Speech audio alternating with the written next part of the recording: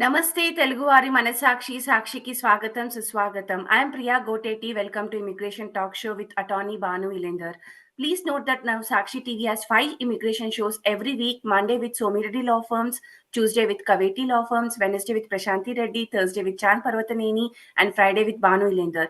Please tune in to ask your questions. If you are an immigration attorney and would like to join our special shows, please email us at usa@sakshi.com or call us at 866-725-7441.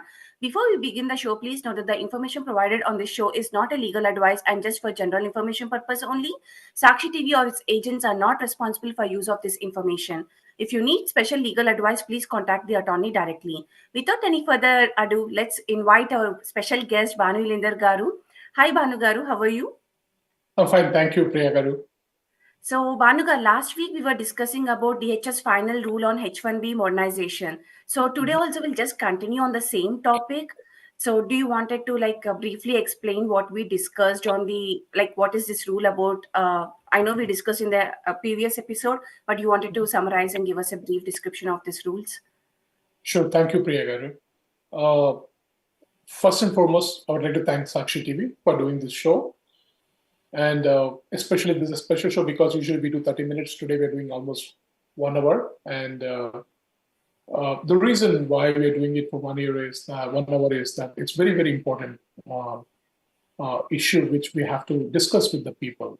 And especially people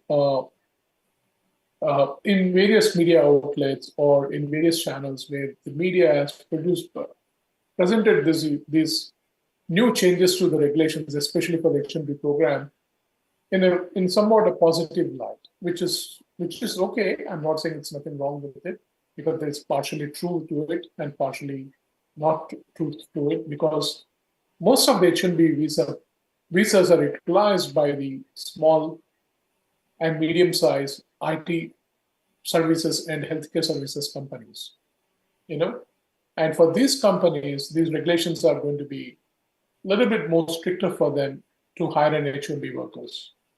Okay, the reason why it is that these new regulations, we all know that they actually try to go back to the previous times where we used to have to provide all the documents like contracts, purchase orders, and client letters and everything to establish the employer-employee relation by showing a bona fide job offer available for the beneficiary, especially in the third-party company service providing business relationship. Like, for example, employer-client or employer-vendor-client relationships, which is called EC or EVC or EVBC, employer-vendor-client relationship models, businesses, you have to provide all these documents to get the H1B approvals before. Even though you are into that business, you have a consistent practices also, they're not going to really look into it unless you provide those documents and everything. So they're going to go back to that right now. They're actually going back to that right now again, and they're going to demand you to provide all those documents, which is undue burdensome on the employers. And I don't think that is in the spirit of the statute anyway from the beginning, and the statute I don't think ever intended to define the requirements in such a manner, but the USCIS now it's codifying it through the regulations. So now, once these regulations come into effect, which are going to come into effect from January 17, 2025, now we are obligated to provide those things, even for the cases that have been pending and filed previously with the USCIS, as well as the cases that are going to be filed on or after January 17, 2025. So these are the things which we have to really consider and keep it in mind on how to handle these matters and everything. We just can't take it light how it's going to impact our consulting businesses, how difficult it will be for them.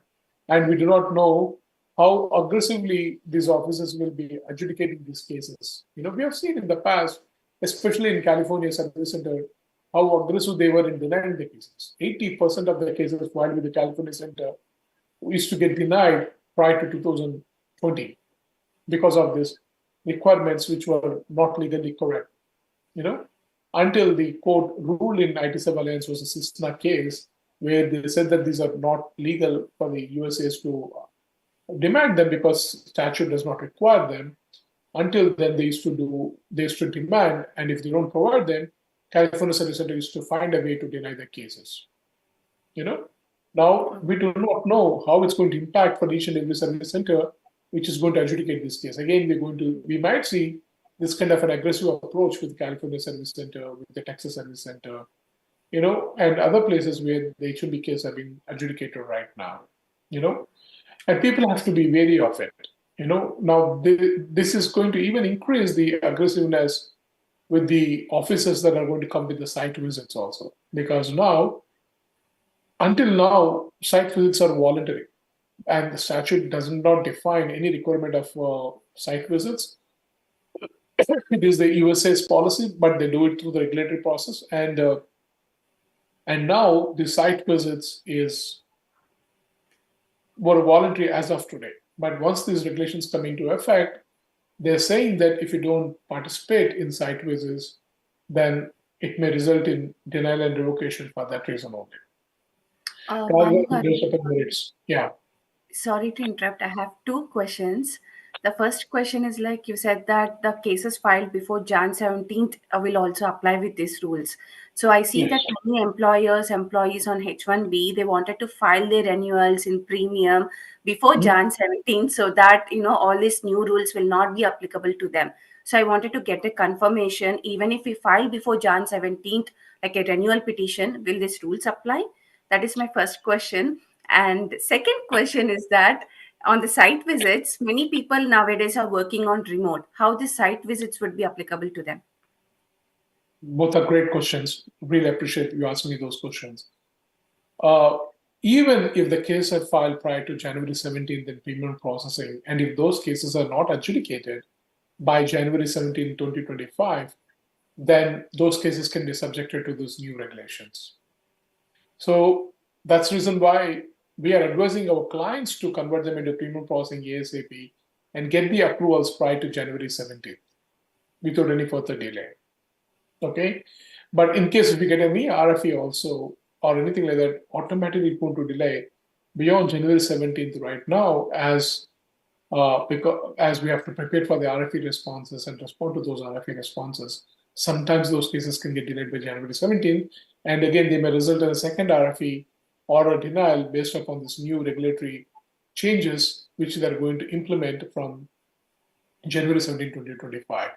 So in that way, it's very important these employers and the employees take actions on these pending cases by filing or converting them into premium processing, okay, that are already filed and pending with the USAS. Or if you're filing any case right now, I think it's a good idea to file it in premium processing right now, rather than waiting to file these cases later on. That's very, very important. Okay, and if it comes to site visits also, doesn't matter whether it's a remote position or non-remote position, and they're already starts coming to your home. They're going to knock your home door. They're going to talk to you, and they're doing that all the time. They're threatening you. They're intimidating you. They're doing you all the time. They're doing that all the time with the employees as well as the employers also, and they're also demanding clients to participate in site visit also. Clients are not even party to this particular case, but they're making them to participate in the site visits also.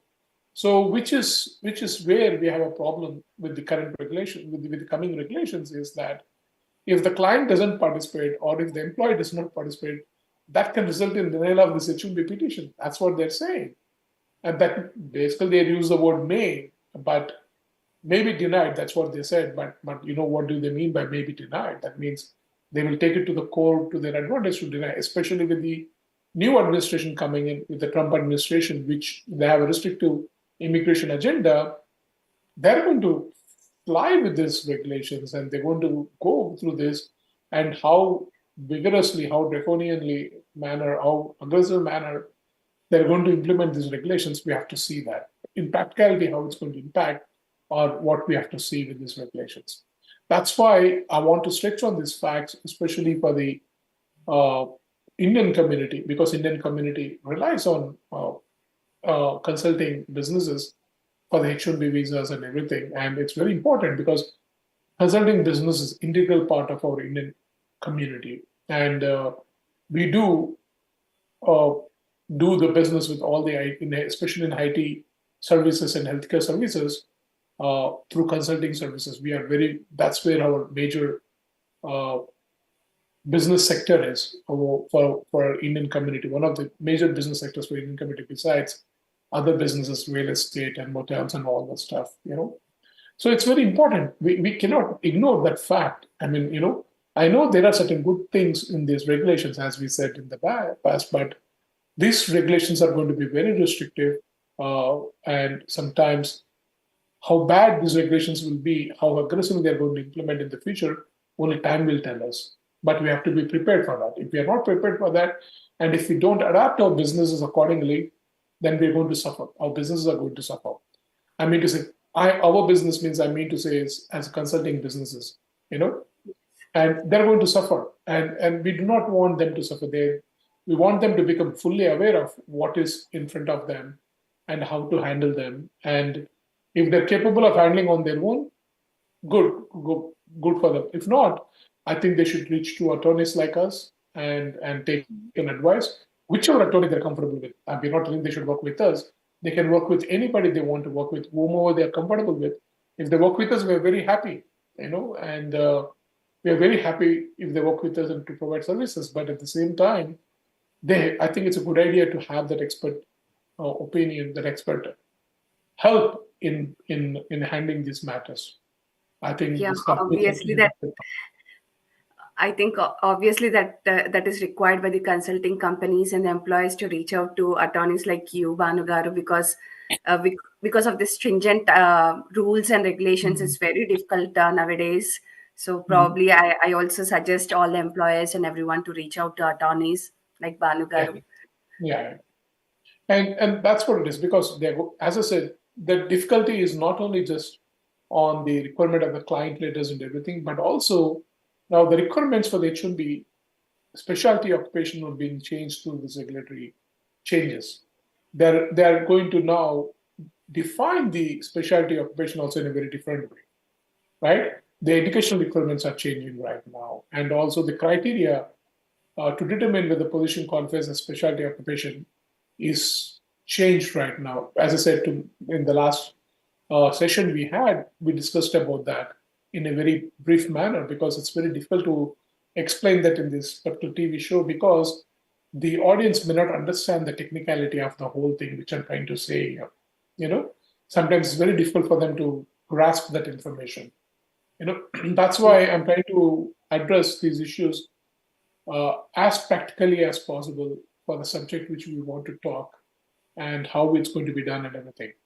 And there are certain good things also, right? Especially for the F1 students, as I said, cap gap has been increased now from September 30th till the April 1 of the next relevant fiscal year, which is actually good for them, because there's an additional 6 months is added to them, and they'll be able to continue to work during the cap gap, and also they'll be able to maintain lawful status in this country, and accordingly their H-1B will be adjudicated properly for them without having any denials or unnecessary questions are raised about the status and everything. So that's a good thing with this regulatory changes in this. And there are other few negatives also, where they're saying now again, going back to prior 2011 policy, where even though you have a controlling interest in the entity, you can still self-petition your H-1B, but you have to meet certain criteria, and the criteria has not been defined in the regulations properly. Probably you will see that through interagency memos coming in on defining the criteria. But my understanding, the criteria is that they want to see if there is any individual board exists or anything exists to make independent decisions beyond the individual, just like what is going on currently right now.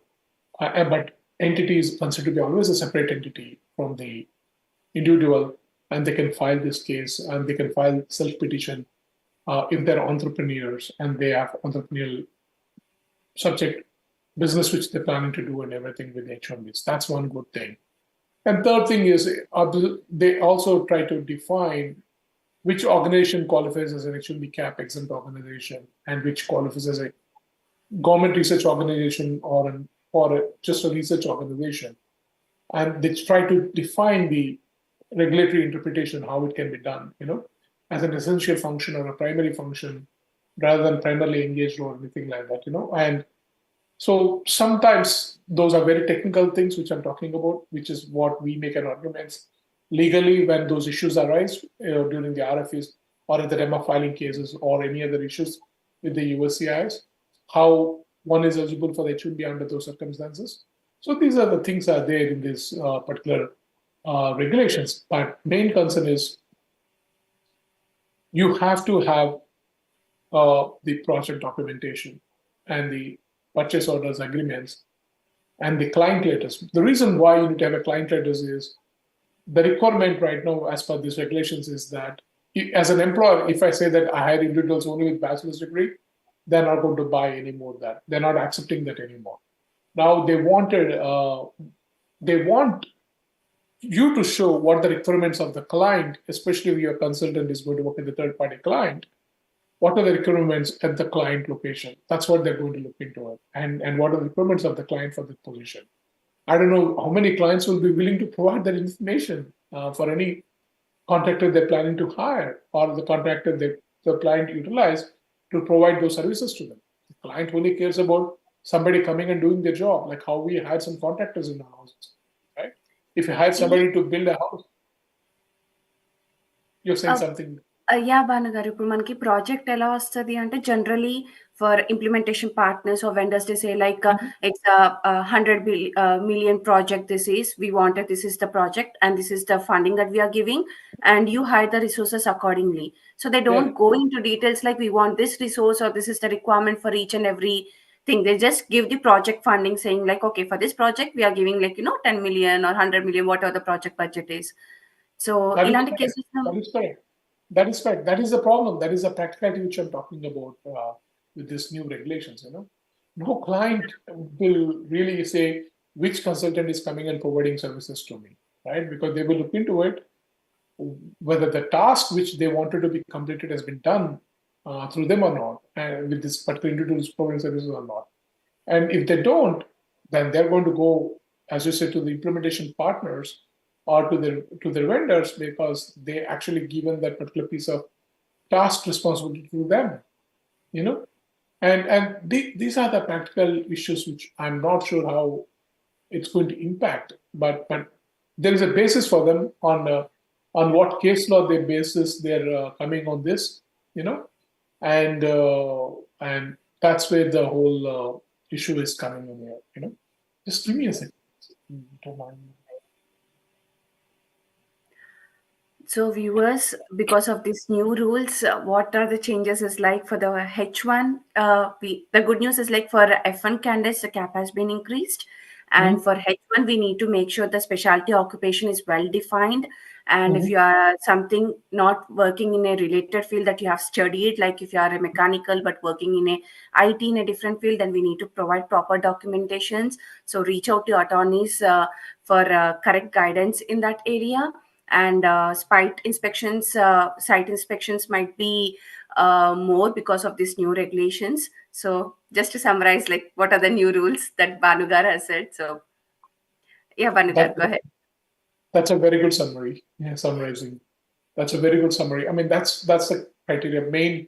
That is what we want to communicate to the audience here, and they have to be prepared to properly prepare documentation, properly define their job duties and responsibilities, how they're related to their education, and what courses they have taken, how those courses are related to the position which they're working for. And that's why they have to work with the lawyers and make sure that those technical documentation is properly prepared while working on the H-1B petition or not. If they don't, you're going to see an RFE from them, which is going to be very bad. We all know that USAs adjudicate these cases through the templates. Okay, RFEs, they have 4 or 5 templates and they issue them as an RFEs. They don't really go through what this template is all about, what it is all about. That's why we see some weird information being asked in the RFE. Sometimes we feel like how it is related to our case, but it is there, And most of the times what happens is in practicality, when they see that employers think, oh, officer asked this, so we have to address that issue. Or we have to handle the case in that manner. Actually, the employers don't even think that it is not even related and relevant. And even if why do you have to provide documentation to that, they don't even think about that in practicality. Lots of times when employers, they'll think that, oh, officer sent this email, they asked me this information. That information is not relevant for this particular case verification. And you should tell to the officer that. Because officer using a template is just cutting and pasting it and sending it to you. Because that's how these cases are adjudicated, administered. So Bhanu గారు ఇందాక మీరు చెప్పిన దాంట్లో నాకు ఒక interesting rule ఒకటి నచ్చింది. Self పిటిషనింగ్ H1B. So దాని గురించి మోర్‌గా can you explain it in detail? Like what is self petition H1B? Can we file everyone can file their own H1Bs? Answer is yes. The point here is this: the USC is longly standing, not just now, from the beginning. They always said that an entity is separate from an individual. Right? For example, even though I'm 100% controlling owner of my business, I am separate from my entity, which has its own identity. Like, for example, your corporations are all itself is a separate entity. Like you are a separate entity and your corporation is a separate entity. As it is a separate entity, your corporation can actually petition and it should be petitioned for you, although you are a controlling owner. Okay? Based upon the corporate laws, based upon the corporate law requirements that is allowed by the USCIS in the past. Okay, so in that way, as the controlling owner, I'm the separate entity from the corporation. Corporation is petitioning for me to perform my job in a specialty occupation. So I have a controlling interest, but at the same time, I'm also a specialty occupation worker. But I have to show how, as a controlling interest owner, how my job duties are not entirely administrative or entirely entrepreneurial, but also falls in the specialty occupation. How I'm going to separate myself from doing a specialty occupation job when I'm also a CEO or owner of the company, right? We have to show that those are ancillary to my specialty occupation job, and if I can show that, I can easily self-petition myself, and I can do my specialty occupation services through my company itself. Okay. So, Bhanu garu, I do not want to make it very simple, but if I understand correctly, for example, if I am doing a project with some XXX company, some IT project, be it like a developer, BA, QA, whatever role I'm doing, I'm working in some IT company. If I keep like a company, like my own company, establish my own company, and I'm still working with some XYZ company as a developer or a QA, I can file myself H1B saying that I'm the owner of this ABC company and I am also working for XYZ as a developer, and I can self-petition myself, if I'm understanding correctly. I do not want to oversimplify. There might be additional tools, but something like this. No, it is not entirely correct what you said. The reason why it is not entirely correct is because you're not showing any relation between the petitioning entity and the end client here. We're talking about relationship between you and the end client here. Okay, got it. If the contract is awarded to the petitioning entity, and if you providing services as an employee of the petitioning entity, although you're 100% owner of that company, to the end client, through that petitioning entity, then it is possible that petitioning entity can petition for you, detailing that you are controlling owner, as well as you are the specialty occupation worker, and you will be the one who will be providing services in that particular position for the particular client, who's the client of the petitioning entity, not for you. What you said is that you are the petitioning client, the end client is your client rather than the company's client. Got it. So in my example, the ABC should be a contracting or a vendor or implementation partner to the XYZ company. Then only we can self-petition ourselves with H1B. Because you being an employee of that your company, your company must be the one which is a contracting party to the end client. Got it. Yeah, makes sense. Yeah. So if that happens, yes, you can do that. That is in the past, right? And from 2011, they changed that rule. What they said is, if you're only the one person, then you cannot differentiate yourself from the company and yourself, because you are not there is no hiring decisions made by the company. You are the one who's making that hiring decision. So you cannot differentiate the entity from yourself because of that reason. So unless you have another individual or a board which makes the decisions, who have a majority voting rights in the company other than you, then you cannot self-petition. That's what they said at the time. Now, again, they're going back to that old one, saying that even though you are a controlling owner, even though you have a majority voting rights in the company, as long as you have other criteria is met, you can self-petition. But only thing is, for that, they're going to give approvals instead of 3 years, they're going to give approvals only for 18 months. Initial petition, as well as the first extension, they're going to give 18 months and 18 months.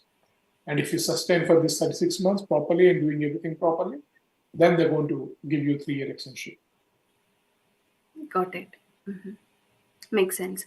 So I think H4EADs can also, like, who are doing this, probably they can set up something and they can petition themselves as H1B.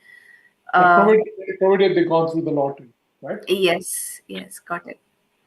So one more question which I have is like, since after Jan 17th, the rules are very like strict and there might be more chances of RFEs and denials. What will happen if for some petition, if that is denied? Can we, appeal to the court or, appeal to the USCIS?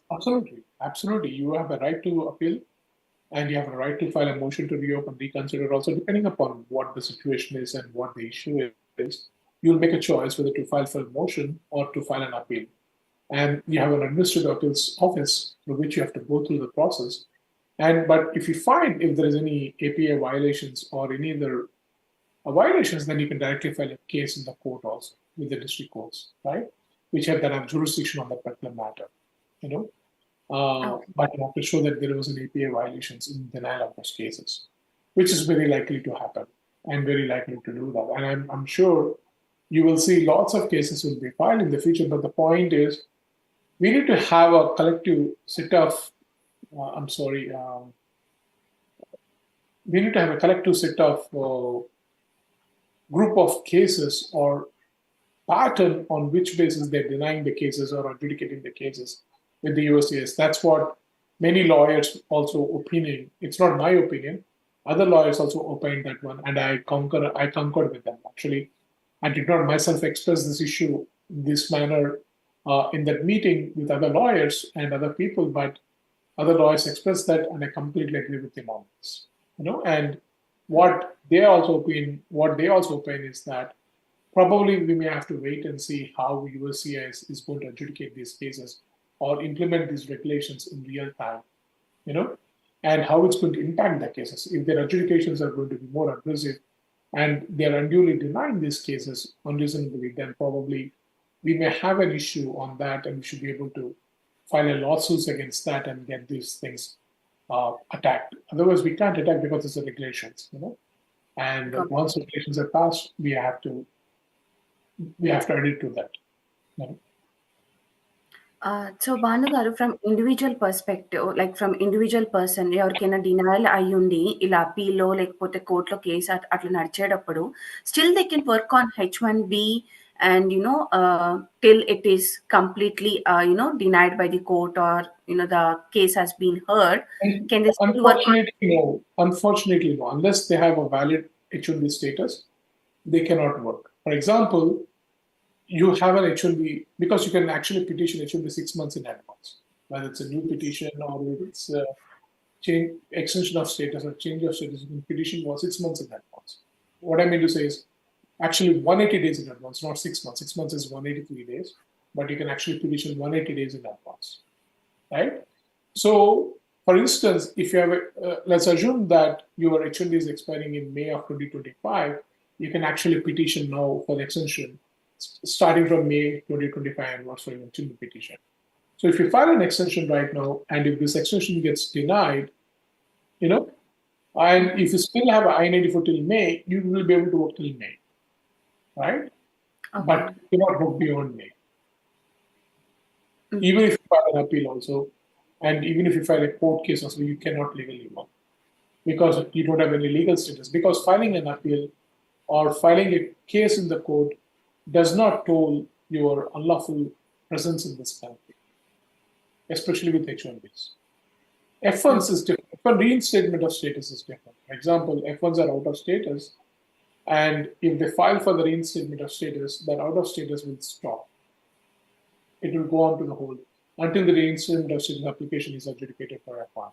But for H1Bs, it's not like that. For H4s, it's not like that. For L1s also, it's not like that. If once cases gets denied, you're out of status automatically, and you start accruing unlawful presence, provided you do not have a valid status at the time of denial. So still they have like a kind of grace period, 60 No, days. grace period only will be available if you have a valid I-94. Okay. Okay. And also, you did not utilize the grace period in the past for that particular valid particular I-94 validity period. Right? Mm-hmm. So those are the things which you have to understand. Okay. Grace period is only available to you only when you have a valid I-94 beyond those 60 days. Okay.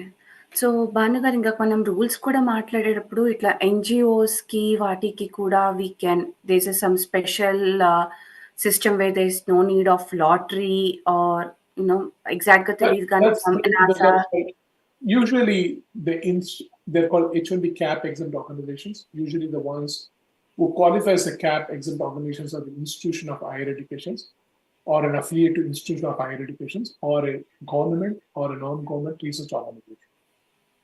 Their essential function is research, right? If any organization qualifies for that or their affiliates to this research organization qualifies for that, then those petitions, those companies can be called as an H1B cap exempt organizations. And those organizations can file an H1B petitions for the individuals and they are not subject to the cap. Okay? But however, if those individuals wants to work for any commercial entity, okay, is a non-profit research organization, government research organization or non-profit research organizations. Commercial research organizations doesn't qualify for that. Okay? And if they want to work for any commercial entity, then they're still subject to the cap. However, if they're concurrently employed with the cap exempt organization, then they are not subject to the cap, but they can be concurrently be employed with the cap subject employers also. That means commercial entities or entities that are not institution of higher education or that are not non-profit research organizations or government research organizations. Okay, so that is very, very important. Every non-profit organization doesn't qualify for that. It has to be non-profit research organization to qualify for the H1B cap exempt. Okay. Like ఇప్పుడు మనకు మామూలుగా non profit అంటే ఇట్లా తానా, ఆట ఇట్లాంటి associations. Okay. It has to be non-profit research organization. Their essential function has to be research. Got it. That's what it is. Okay. So ఇవన్నీ ఇప్పుడు H1కి జరిగే రూల్ చేంజెస్ కదా! సో L1 వీసా మీద వాటి మీద వచ్చే వాళ్ళకి ఏదైనా చేంజెస్ కనిపిస్తుందా? Yes, because of the form I-129 is being changed. Because of this, you have to use new form I-129 from January 17, 2025.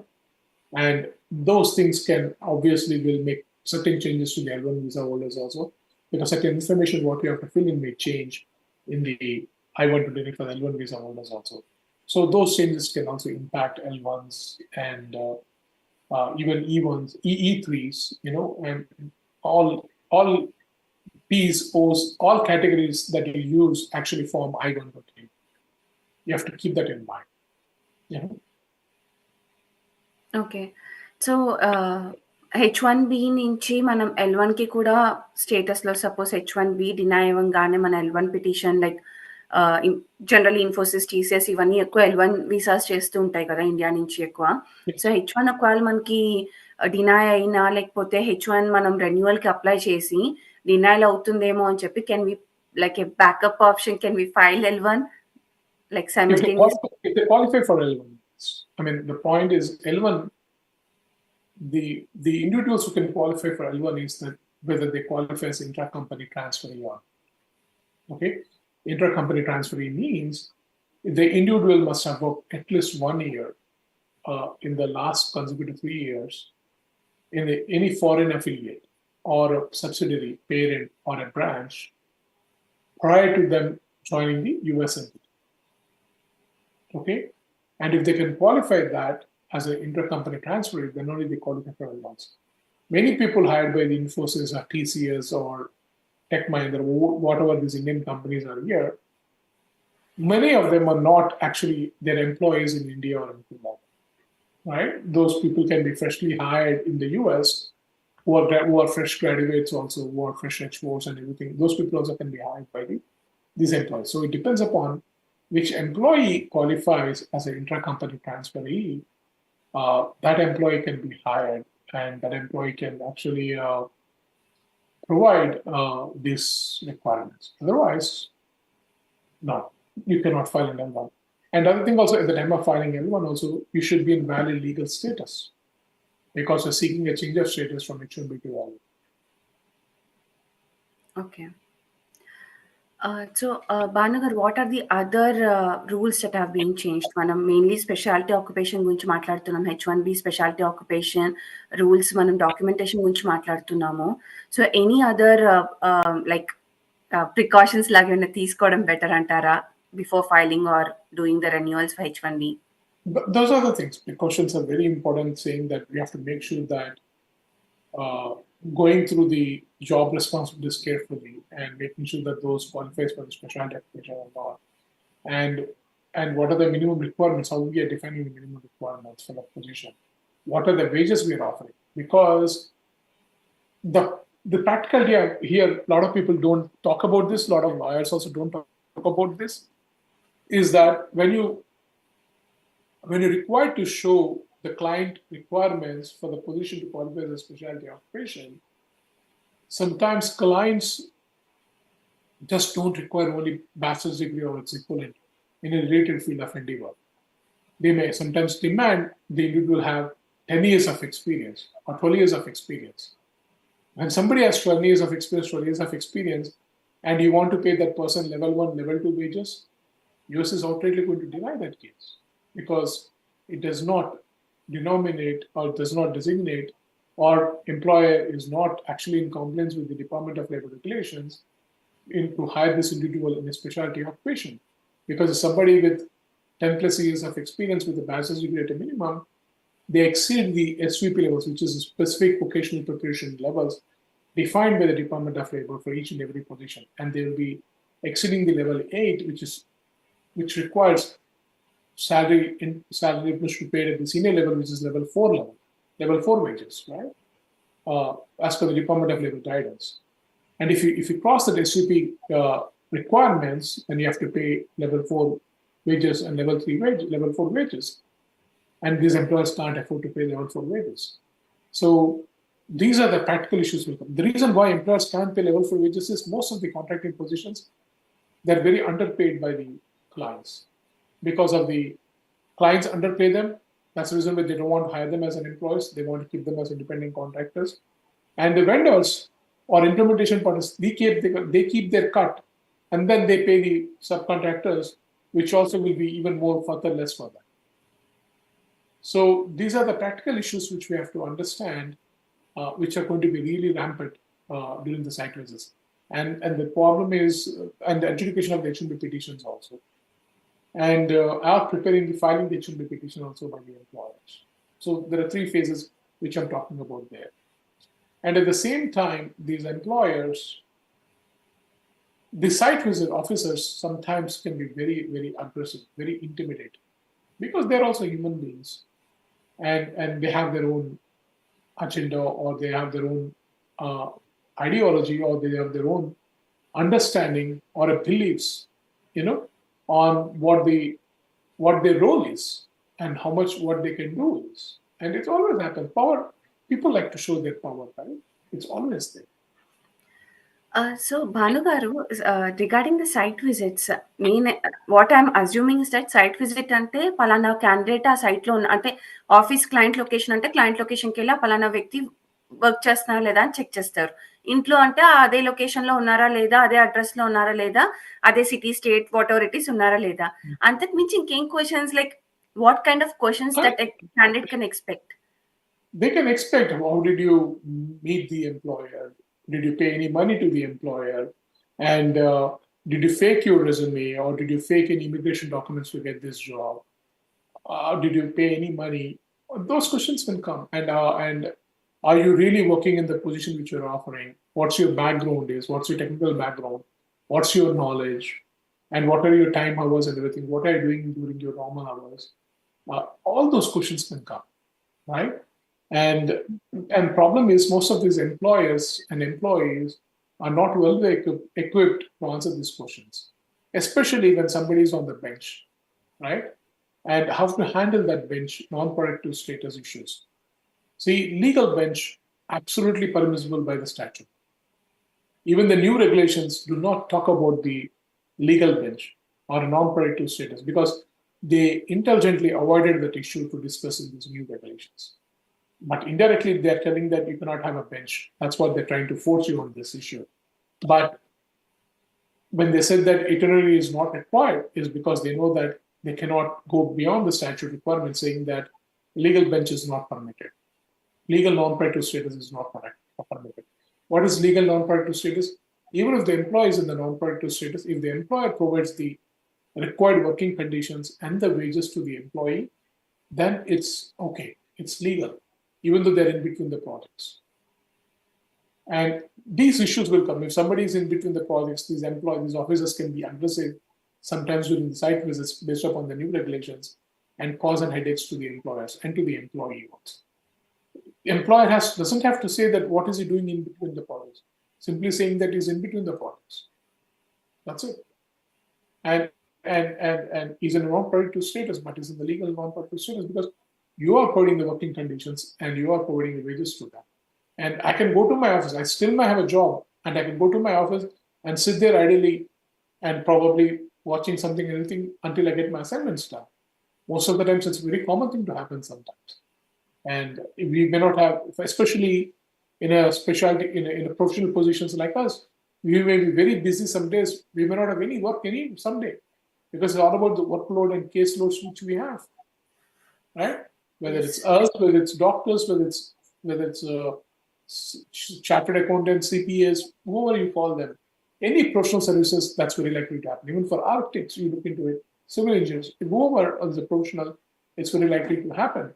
That cannot be questioned, right? But you're going to see these aggressive approaches by the officer. These are the headaches which US is trying to create all the time to the employers. And employers has to understand this, and they have to hold on to tight. They can't just get panicked and give away unnecessary information that gets them into trouble. Or don't lie. Don't say anything, any misinformation. Don't provide any misinformation to these officers also, or during the HMB petition also, because you don't have to. You can legally tell the truth, and you can get legally approvals for these cases. And that's what we tell them. I mean, why are you hiding the information that it's a home-based business? Or why are you hiding the information that you are the owner of the company? Or why are you hiding the information that this is what it is, this is what it is? Tell the truth. There's nothing wrong with it. If it's a home-based business, let the USAs know that it's a home-based business. You mentioned that in the H1B petition. If it's you are the controlling owner of the company, let the USAs know that you are the controlling owner of the company. And if the X company is your sister company, let the USAs know that it's your sister company. Why are you hiding those facts? And if you hide those facts, you unnecessarily get into trouble. They suspect, why are you not disclosing? Probably, are you doing any illegal act? They're going to flag you unnecessarily, right? For those things.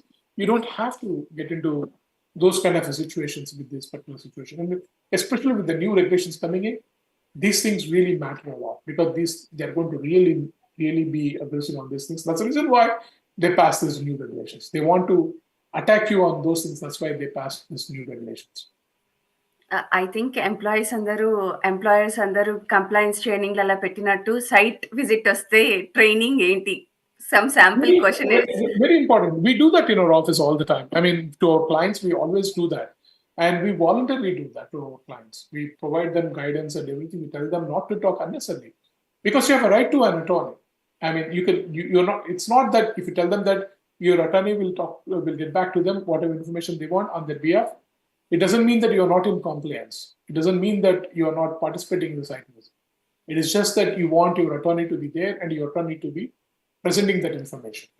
Can employees say that I want my attorney to be? You have a right to an attorney, any administrative matter. That's a constitutional right given to you.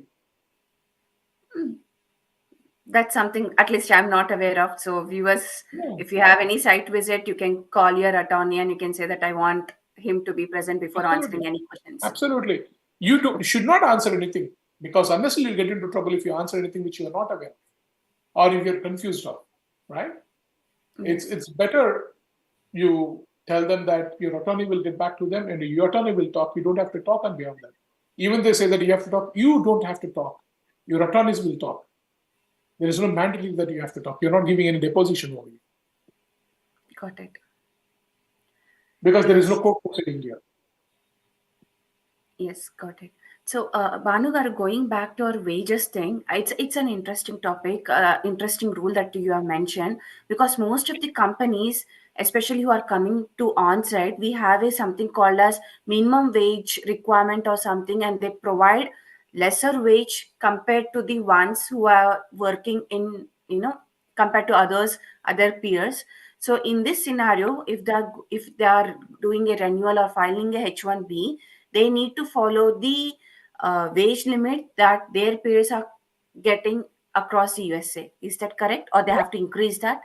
They have to pay their peers what they're making in the company in the same or similar positions, not across the USA. For example, if my company, but of course, my company has to maintain the standards or minimum requirements what the Department of Labor is prescribing for the particular position. That's the reason why we have a prevailing wages for each and every position, for the location and the position of prevailing wages determined, right? So if an average for a position like software engineer, and if my company is located, if X company is located in California, Sunnyvale, software engineer, the range of salary is between 120,000 to 200,000 for them. That is the range they have to pay for every employee based upon their education, experience, and other requirements which you're looking into, right? And the complexity of the job responsibilities as well. Every software engineer will not have a equal complex job responsibilities. Just like every lawyer will not have that, or every paralegal will not have that, right? So depending upon what complex nature of the job which they are doing, their salaries will be determined. But there is a range, 120,000, 200,000, because there is a range prescribed by the Department of Labor that average industry is median income, median salaries for that particular salaries, that range. And you have to be within that median range, right? And that's the reason why you do the national surveys for that. And you do the based upon that national survey, based upon the location survey, you do that. And if it's not Department of Labor based survey, you use alternative surveys also for that. Okay. It's not like you cannot say that one guy is making 500,000, so you have to pay 500,000 to him. The Good. guy is making 500,000 must be doing something way different than what you are doing if you're making $100,000. Thank you so much, Bhanu garu, for sharing all your insights on this H1B modernization, all the new rules that is applicable. And once again, thank you so much from all our viewers to Bhanu garu for sharing all your valuable information. This is Priya Goteti signing off. Stay tuned for more episodes.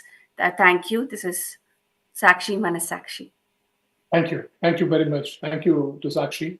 Thank you to everyone. And I really appreciate this. And you all have a wonderful holidays. Happy holidays, Merry Christmas, and Happy New Year.